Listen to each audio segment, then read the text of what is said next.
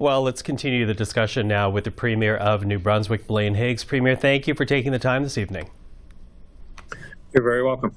Now, as I said to Premier Moe, I kept hearing the word fairness at the closing news conference today, but when it comes to this pause in the carbon tax on home heating oil, really, it's meant to benefit or does benefit Atlantic Canadians. How is it not fair to New Brunswickers?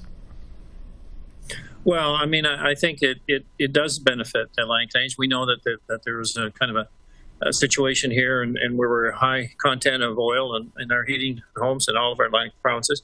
But I think it's reasonable to say that it should apply to all heating mediums. And that's what my colleagues have been asking for. And the principle of the carbon tax, even though I don't believe it's been effective in achieving what it may have intended to do, was that it would be uniform across the country. So this little caveat, was carried out by the Prime Minister for rather, non-climate action reasons. And I think the point is it should be uniform across the country. You say for non-climate action reasons. Are you certain of that? Well, it seems pretty self-evident that there's been such a hard line on the climate tax. But I would say on the carbon tax, I would say that we should have an assessment here of why was it put in place originally? What was it intended to achieve? And is it achieving that? Because right now, affordability is an issue across this country. I feel that we are basically penalizing Canadians for a very small gain, if any gain whatsoever, because it's hard to measure. But it's certainly not hard to measure in the affordability clock. And we could be a world player here to reduce emissions. And instead, we're focused on our own little bubble here in Canada and imposing hardship across this country for unnecessary reasons. But we could have an impact on countries, let's say that like China, that are running 1,100 coal plants, and our energy sources could be offsetting Russian supply to Europe, and shutting down coal plants in Europe by gas supply. There's a huge window here for us to be a major contributor to climate change, and it's not from looking within our own country and penalizing every citizen in this country. Except that we did hear Premier Eby today, British Columbia, basically credit carbon pricing for pushing his province to use less carbon-heavy forms of energy. And he makes the argument it does work. What do you say to that?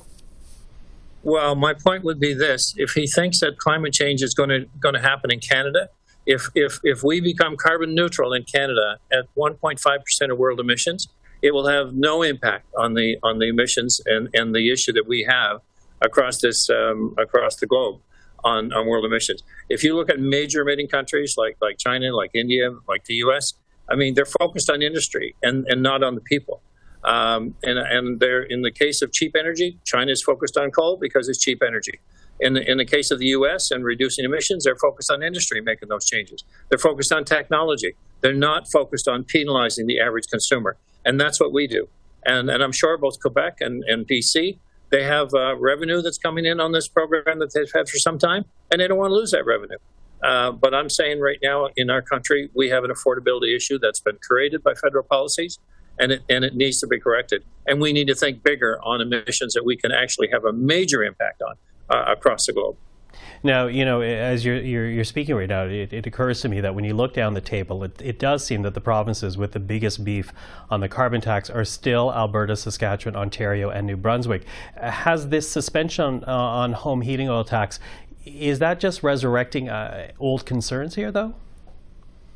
Well, let's just think about how did it come about, and I mentioned about the polls in the country seem to have an impact on the federal decision to implement a heating oil carbon rebate or suspend the carbon tax for 3 years.